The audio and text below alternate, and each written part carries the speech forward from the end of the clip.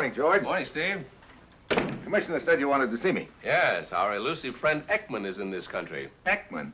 Don't tell me he's still floating around. Well, you know him as well as I do. Part-time foreign agent, part-time international information peddler. He's smooth and tough.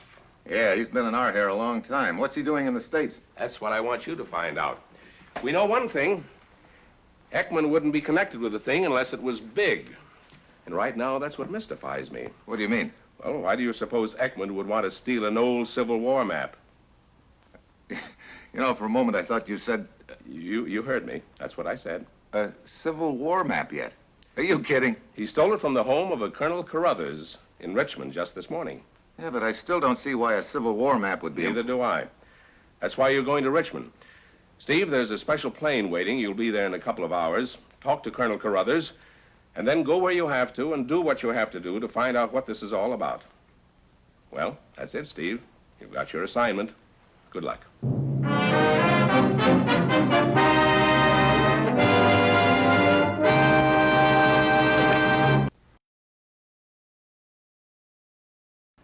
Well, I've had a lot of screwball assignments in my time, but this one takes the cake.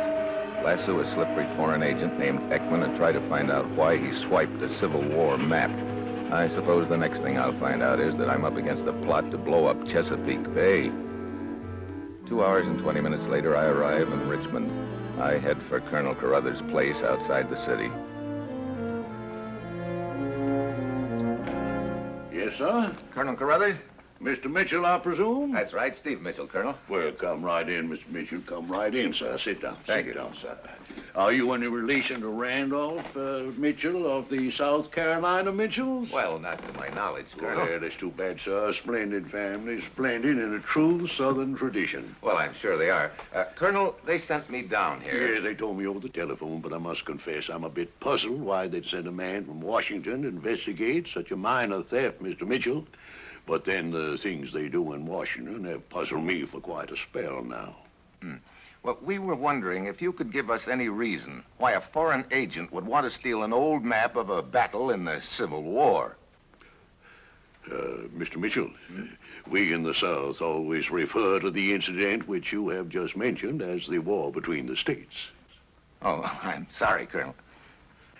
As an historian, I've always held that had conditions been a little different, we in the South... Well, there's no doubt about it, but exactly what did this map show? It had to do with the Battle of Fredericksburg, sir. The Confederate troops under the command of Colonel... Indeed they were. What was the date? December 1862. It began just before sunup. It was a miracle of military strategy, Colonel. Thank you, sir. Thank you. This map was just a rough sketch, but it was actually used by our army, and that made it of value to a collector. I see. Did you know this man, Ekman? He was a scoundrel, sir. Passed himself off to me as a Mr. Claiborne, defaming a fine old Southern name. Oh, what was he doing here? Well, he claimed to be writing a book on the Battle of Fredericksburg, and I remember thinking it was rather strange at the time. What was strange? Why, because this here book here on the same subject was published a month ago. One in which my relics and research appear quite prominently. But to get back to this... Ekman. Yes, he wanted to browse through my books and relics. Now, it happened that I was dressing up to look like Colonel Jeb Stuart for a masquerade ball we were giving, so I let him. And about an hour later, after I finished varnishing up the visor of my cap, I discovered that the map was missing and that scoundrel with him. I don't get it. Would you care to see what the map looked like, sir? Have you got another one? Well, I haven't got a copy of it, sir, except in this book. It was just one original map, of course. It's on page 263, approximately. Here, just in passing, sir, there's a picture of that fine Southern gentleman, Colonel Jeb Stuart. There's a picture taken of a cavalry charge. That's very interesting, Colonel, but the map... And there, sir, there is a picture of a genuine Minnie. Minnie who? Minnie, it's a name for cannonball, sir.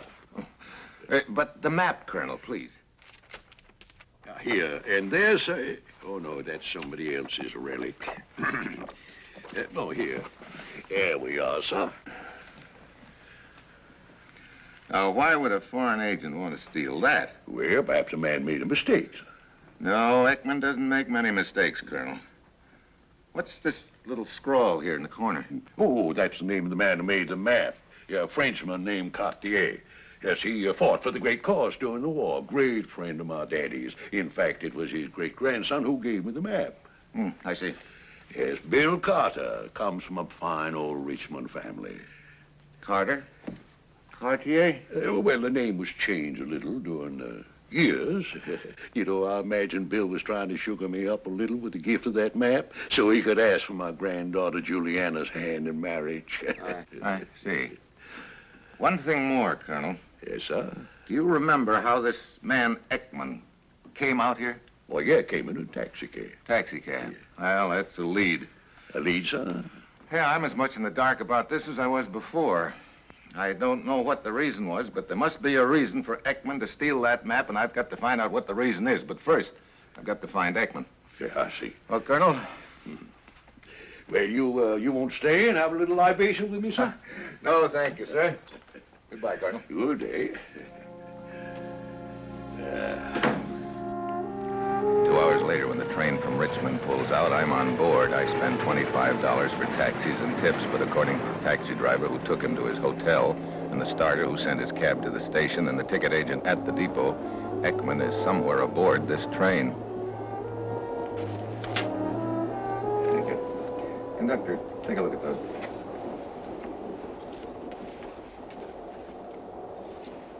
What can I do for you, Mr. Mitchell? Sit down if you get a minute.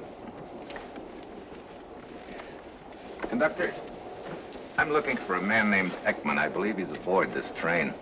Ekman? You know what sort of accommodations he has? No, there you got me. Well, of course, if he's in the chair car, we wouldn't have a record of his name. Doesn't seem to be on our list of compartments or drawing room. Well, he uses several aliases. He used one this morning in Richmond, Claiborne. Claiborne? No. Got a description of him? Yeah.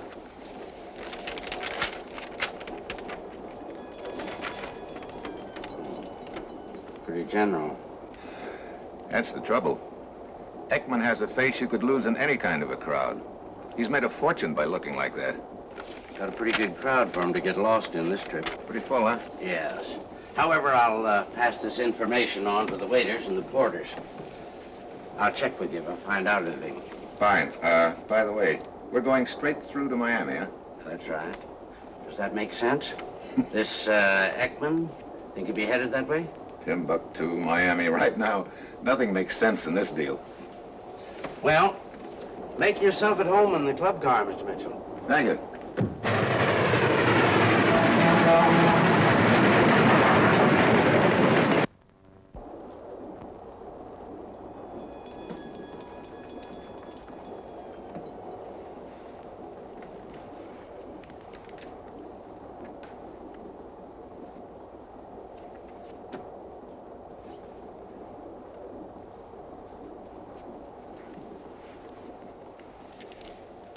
Hi. Hi. I always feel a girl shouldn't sit and drink alone. It just doesn't look right. Of course, I haven't got a drink. Bartender? Well, now you're not alone. You probably think it's real brazen of me to talk to a man I don't know. Oh, I wouldn't say that. Life on a train is usually rather informal, Miss... Miss Forsyth, but my first name's Zoe. Steve Mitchell. Now, isn't that one? One what? I just knew your name would be Stevie.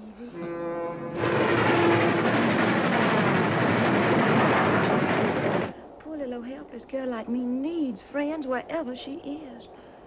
Helpless? Oh, but I really am, Stevie. Why, you wouldn't believe it, but I can't even seem to get that little old door on my compartment locked. Compartment B, that is. Oh? No, so I just can't make it work right. Isn't that awful? Well, As a matter of fact, I think I'll go try it again, but I just know I can't manage to make it work right. Maybe sooner or later I'll find me some nice man who can help me. I don't doubt it. I'll be seeing you.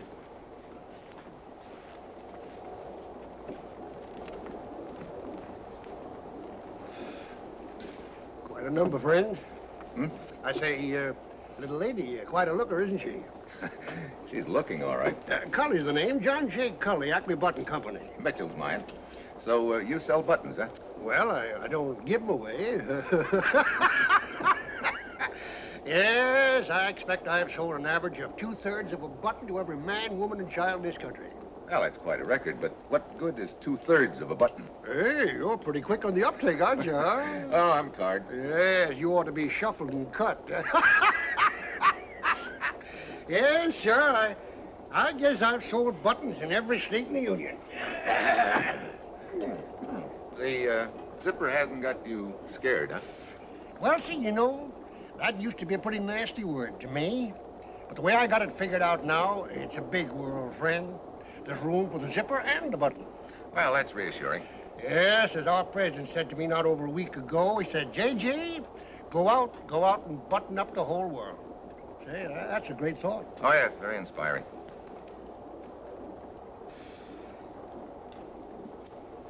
Excuse me, Mr. Cully. Sure thing, friend.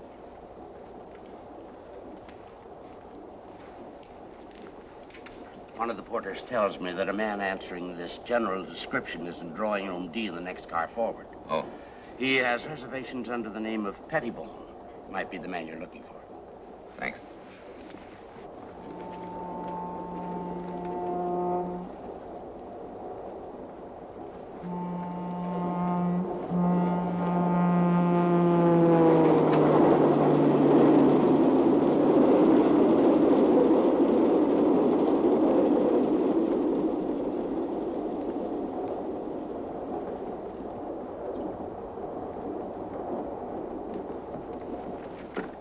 Why, Stevie. Miss Magnolia Blossom. I thought your compartment was B. Oh, it is, but when Mr. Pettibone was kind enough to invite me in for a little old drink, Where is Mr. Pettibone? he just went back to my compartment to get my cigarettes for me. My stars! You're not Ekman. Ekman? Of course not. I'm Pettibone. But if you're a process server or a private detective... Oh, great.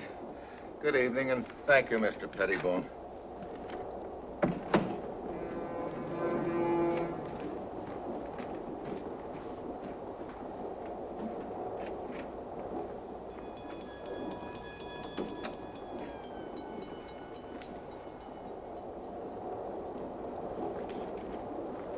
Sure same man?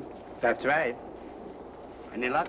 Yeah, all bad. I may have a lead for you. Yeah? The waiter just told me that a man answering this description ordered his dinner sent into compartment G. Same car, just after we left Richmond. Okay, I'll try again. Thanks.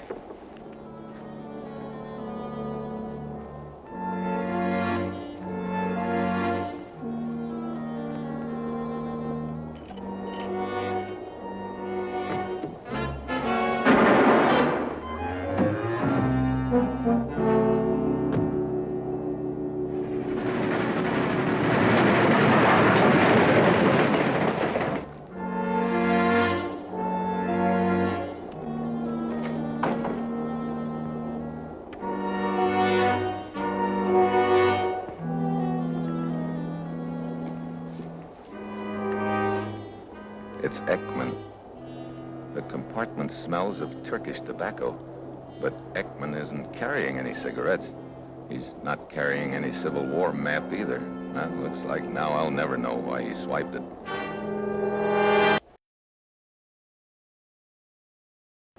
Oh, here you are. Any idea who killed Ekman? No. I came down the passageway shortly after you did. There was no one in sight. That means the killer couldn't have gotten very far. Who have the nearby compartment? Well, there's Miss Forsyth in B. The Southern Belle. Yes, and Mrs. Williamson, elderly lady, is in C. Mr. Pettibone is in D, and the people in E and F are in the club car. Ah, no, I'm worse off than ever. Now, I don't know who's got them men. I do. Oh, You have.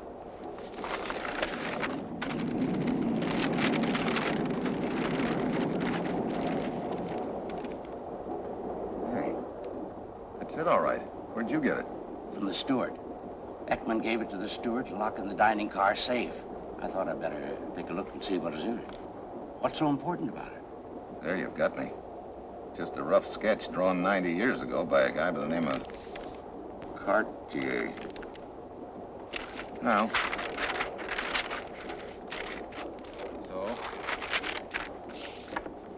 Now I've got it, but I still don't get it. Did you lock Ekman's compartment? Yes. Well, now that my head stopped jumping around, I'd like to take a look around there, see if I can find something that might give me a lead. I'll be with you as soon as I make up a wire to Miami. I'll meet you in 10 minutes in Ekman's compartment. That'll give me time to have a little talk with the Southern Belle.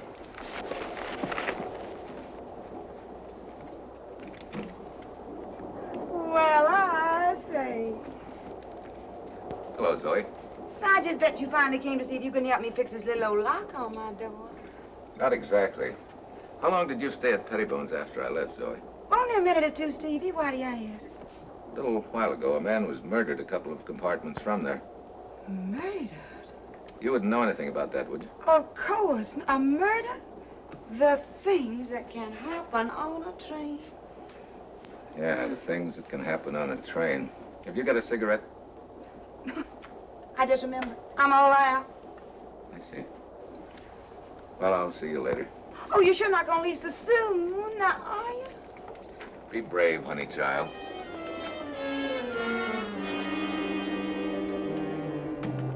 At this point, it looks like the trail is heating up. That whiff of Turkish tobacco I noticed in Zoe's compartment is the same I spotted in Ekman's, which ties Zoe into the deal. But before I can do anything about her, I've got to find out what the deal is. We go over Ekman's compartment with a fine-tooth comb, and finally I spot something. Hey, lining's torn. What have you got? Letter from Havana addressed to Ekman. Signed by a guy by the name of Corelli. Mentioning certain interests that will pay for proof. Proof of what? Doesn't say. You think this Civil War map has any connection with this thing? It could be the proof that Corelli mentions. But proof of what? Hey, wait a minute. We get to Miami in the morning, don't we? Yes. Just a short hop by plane to Havana. I got a hunch that Corelli's gonna have a call paid on him by Ekman's partner. Ekman is dead? Mm-hmm. You know who his partner is? No. Me. The Miami police promised to keep an eye on Zoe, so I grab a hop to Havana, check in at my hotel, and send word to Corelli at the address I found on the letter in Ekman's pocket. It isn't long before I get results.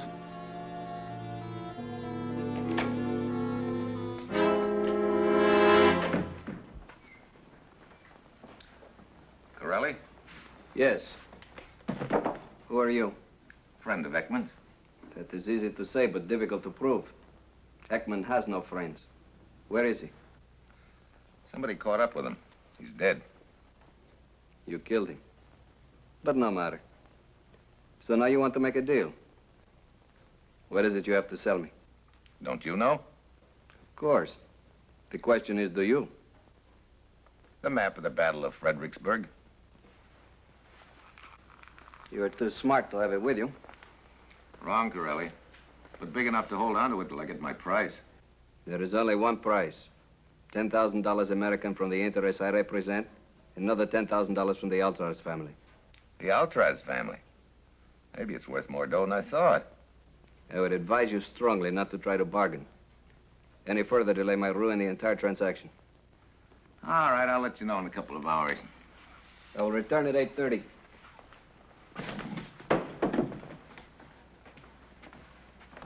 And if you do not have the map for me, I'm sure the parties I represent will have something for you. I will not insult your intelligence by telling you what.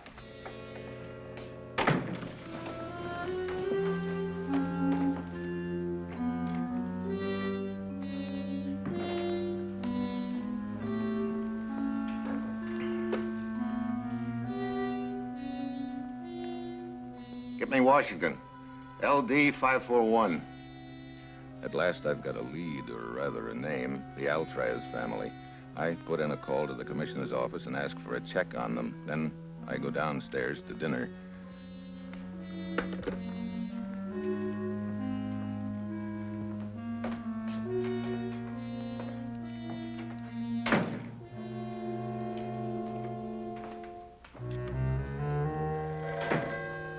I get back, my answer's waiting for me.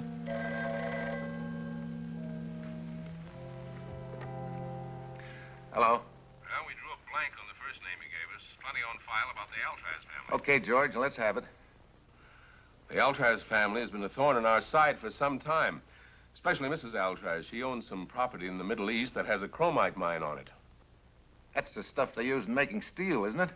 Yeah, it's in short supply and getting shorter. We need all we can get. We wanted to lease the mine from her, but she'd already leased it to unfriendly interests. Her husband was willing to go along, but she said no. She owns the land, so there you are. I see. How did Mrs. Altraz get the land in the first place? According to our information, she inherited it from her great-uncle, whose only son was lost at sea on the way to America. So old Mr. Cartier left the land to Mrs. Altraz, and Did you say Cartier?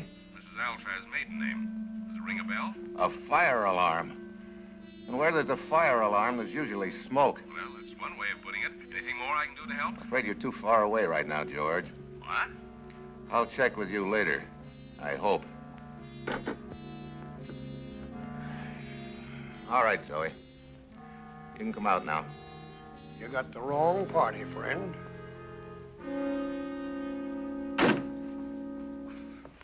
And there's just one more thing I have to button up, you. And I can do it very nicely with just one slug.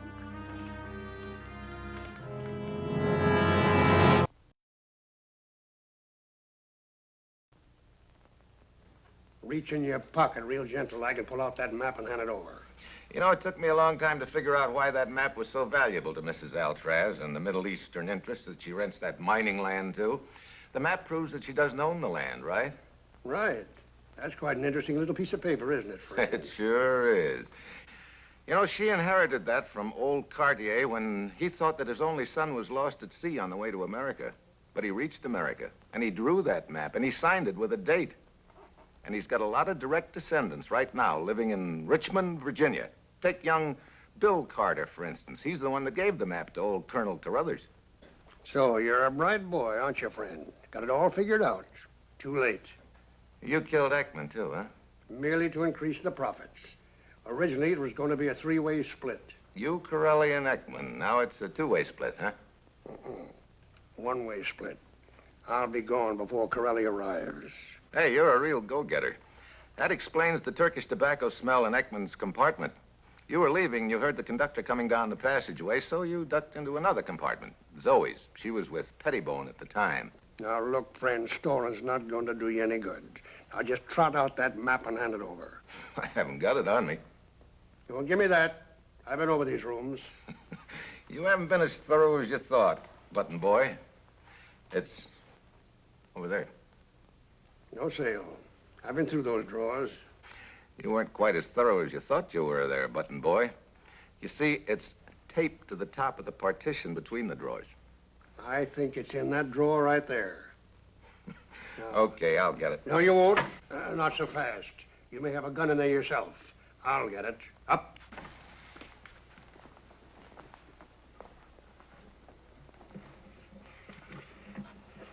Golly, Corelli. is this another double cross? Oh, now, Corelli, you know me. We're friends of long years standing. I wouldn't double-cross you.